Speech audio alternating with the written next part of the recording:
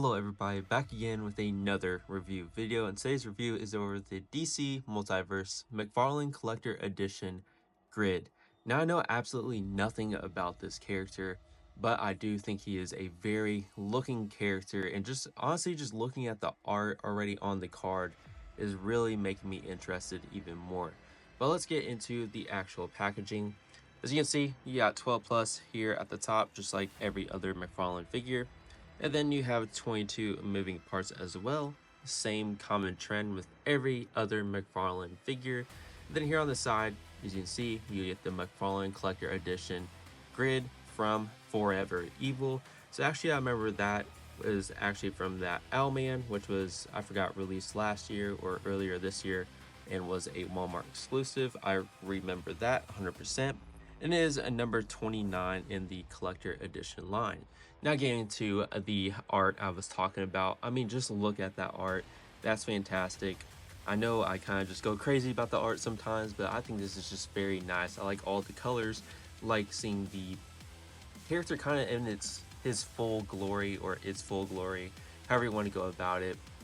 Looks amazing, got the nice action shot, and it is definitely a very, very nice art, and it definitely will make and translate into a very nice looking character or card in general. And then here on the side you get grid once again, and then number 29 there at the bottom as well. If you do happen to be searching in store, here is the actual barcode. Now let's get into the actual figure. Starting off, the first thing you're gonna get is the typical McFarlane Collector Edition display stand. We've seen it time and time again, nothing different compared to the normal ones. And something I thought was extinct or basically taken out of the collector editions has returned for some reason for this figure. I have no idea why they decided to add the card display stands once again. I mean, maybe because they felt like they're going to short end us, so therefore they included this to really just give a little more value, because they potentially didn't know what to include with accessories. So that's probably why they did it. But honestly, I think that's just something that was added. They honestly didn't even need to add themselves, because it not only seems like a waste and something that we complained about in the past of being a waste for a collector edition line, it also made it hard to get the figure actually out of the box. It made it super cramped. I think they're really just doing themselves an injustice by including the display stand. It's nice to have, just trying to get a little more value, but I think honestly the value is already there for the character and figure alone. Now moving into the card that follows the nice arts as on the back of the box, here it is. I've always liked the collector edition cards, really just nice with the lettering there and the chrome look as well. And then here's a read up on the figure, or character should I say, and real name NA, and you can pause the video if you feel like doing so to read up more on it. I'll read up more on it behind scenes for myself, because I honestly do not know anything about this character. Now the reason you're all here is for this hefty boy, and if I were to say myself, I think the value is all the way there. I have to literally zoom out just to fit this character into frame, but I think he's very nice. It honestly feels like a mega fig or big fig for the price as a regular collector figure. So I think this is very worth it. I mean, honestly, if you don't know anything about the character, I mean, just look at this guy. The weight is all there. It's very, very hefty, very nicely detailed, and really just makes it all filled out. It really just makes the price seriously worth it. I really don't think we've gotten a figure that really feels like the value is completely all there for the collector edition. But the size, I honestly feel like McFarlane probably could have priced this figure a little higher than it was, or at least beyond the regular collector edition line price. But let's get into the character and figure even more. This is going to be a hard one to do just because it is super, super large. Starting off the head here, as you can see, you got the nice eye detail there as well, the little kind of like skeleton look or cyborg skeleton look. I mean, it is just very nice. I cannot say that enough. You got all the texturing going on here, the nice green color, Maybe they could have found a way to make it a little like clear pieces where it had green on the inside, so therefore it made it look a little better. It added green on the outside, but I'm not really going to take that away from them. I think it looks pretty good with where and how it is. And then here on the green as well, maybe it could made it clear, like I said, added green on the inside and a glow outline on the outside, but that's really nothing I'm going to take away from them. And then you got this big, nice cyborg blaster, because I know this is the evil version of cyborg, or basically, you know, alternate Earth or alternate world, however you want to say it, type cyborg, just like Owlman. It is super detailed, and I really like how they added their red kind of like paint scheme here on the side to make it look like it's powering up or about to shoot off. That is fantastic. I mean, just look at that detail all around. It is amazing. And then even more, you just got all the nice detail as well here on the legs. And you kind of get a little blackwash, I guess you can say, as you look closer into the figure. Some areas it's a little dirty, like you can see kind of here on the diaper right up here. There is some of that going on, so it really makes it pop out, just like the cyborg figure that was released a little bit, I think, before this figure. They did the same thing here, this figure, how they did the actual paint application, and really makes it stand out. I mean, it makes sense because it is the evil version of cyborg. There it is. And then here it is. It's not even like a plastic.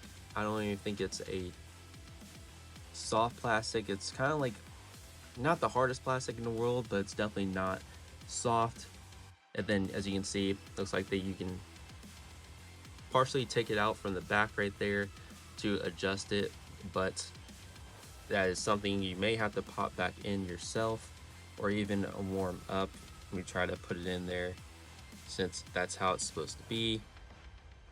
There you go. Pop it back into place, no issue there. May just have to strain it up a little bit, but there's definitely a lot of detail here for the value. And like I said, I feel like McFarlane kind of cheaped themselves out by not pricing it a little more than a regular collector edition figure. But that is a big plus for us actual collectors, consumers, buyers, etc. So yeah, I definitely think this figure is already worth it. Now the articulation is going to be pretty interesting, so let's get right into it. When it comes to the actual head, get some side-to-side movement, but it's going to start lifting because of the collar around here, or cyborg type collar around him. So as you can see, it wants to go upward. Then looking down, get to go down about this much. I'm really trying to fit in the frame, but his feet, since it is a really tall figure, is touching the ground when I'm adjusting it. And then looking up, you're not going to be able to get him to look up at all. Then when it comes to the actual T-pose, this shall be interesting, but he can actually do it. No issue there, as you can see. And then putting them down, can go around almost 360, but it's going to hit the actual shoulder pad up here.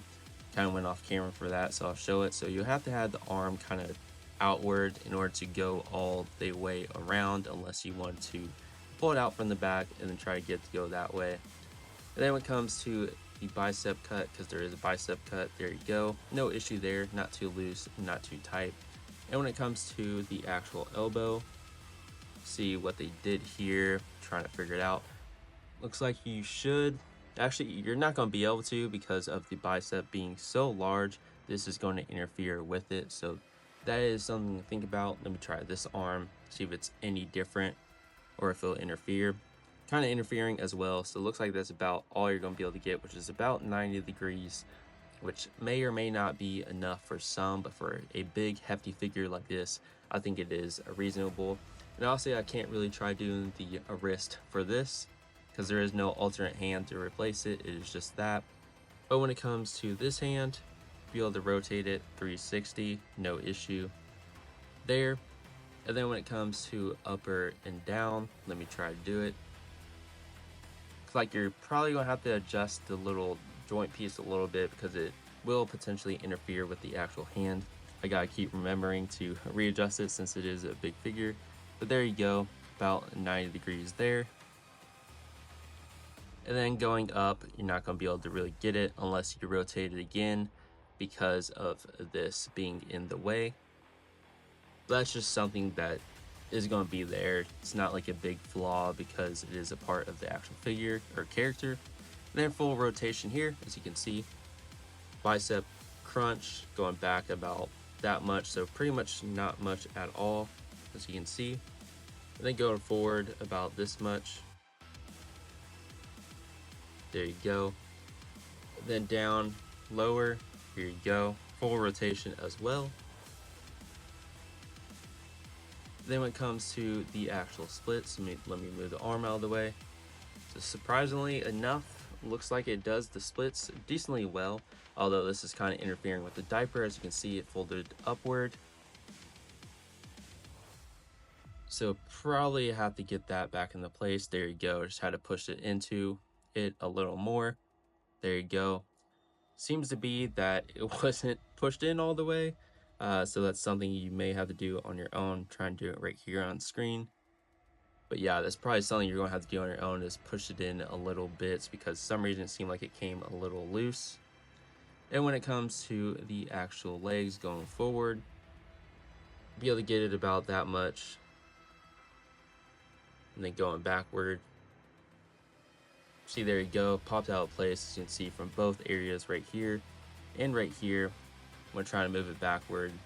Although, will you necessarily need to move the legs backward like that? Maybe not, but it is something to actually think about and consider. Some reason about this leg is definitely, you can hear it actually clicking in. This one falls out a little bit, but definitely not as much as that. Now that probably is a flaw, but it is just something that I feel like, I feel like we're already getting the value just with how big the figure is.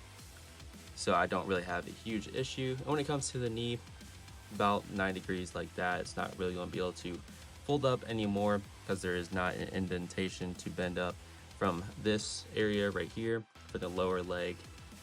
But that's just something to come with larger characters and figures like this. And when it comes to the foot, you can see how massive the foot is. So about that much. And then going upward, it's a big joint, but you can hear some cracking going on there, so I'll try my best to get it. There you go. There you go. So there it is. Not much. And then when it comes to rotation,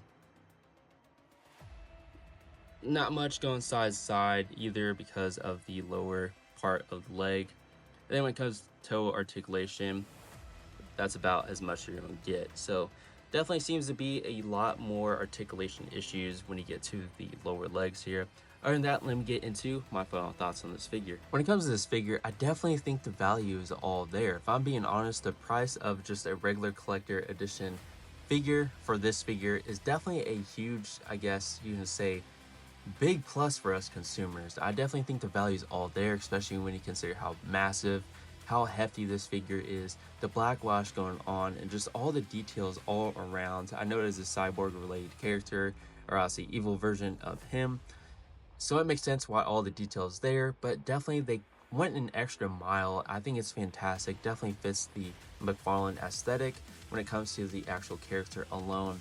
And for the price, like I said, I definitely feel like it probably could have been priced as like the same as the big figs or just mega figs in general. But for the price this is, I think it is fantastic. Now that when it comes to the articulation, it may not be the best when it starts getting down to the legs, but the upper half I feel like is pretty darn good. And when it comes to restriction on the elbows, it makes sense since the areas that are pretty much blocking full articulation or full bend of the elbows are the biceps, but it makes sense of why they are massive biceps, and also why the other like cyborg related features are blocking their restriction. That's stuff that needs to be there, so that's just something you need to give up when you start thinking about articulation in the figure or character alone. And that's the same thing when it comes to the knees. But the one thing that I would say definitely watch out for is how the actual, I guess, hamstring area or upper leg pops out from underneath the diaper at times. You may need to pop in the leg back into place. And that's just something I experienced and as you witnessed on camera throughout this review. And when it comes to the foot, The articulation is also not all the way there. Less bend when it comes to the toe area, but that's also something that you kind of guarantee is going to be there. There's going to be a restriction because of all the detail going on, how thick the pieces are as well to make this figure alone. But something I thought could happen a little more is maybe a little more movement in the leg, but it can't really move the side to side. But also that's just restriction because of all the detail, all the parts, the sideboard features. So it kind of makes sense why articulation is limited. So if I were to give my final score on this character or figure, I'd honestly probably have to give it a 9.2 out of 10 if I'm being honest. The card stand is definitely not necessary. I feel like McFarlane kind of just threw that in there and they didn't. They kind of really just took some cost away from themselves or some profit by throwing that in there. They didn't need to. It's just a thing of the past and something I thought they would move on from. Card art's fantastic, and this character alone just has all the detail you would want from a character or figure alone. The price is all there, the weight's all there. You're just getting a big bang for your buck. So I definitely would pick up this character if I were you before it's too late. That's going to wrap up today's review. If you did enjoy this review, please like, comment, subscribe down below for more future content. But until then, have a great one, and I'll see you in the next video. Peace out.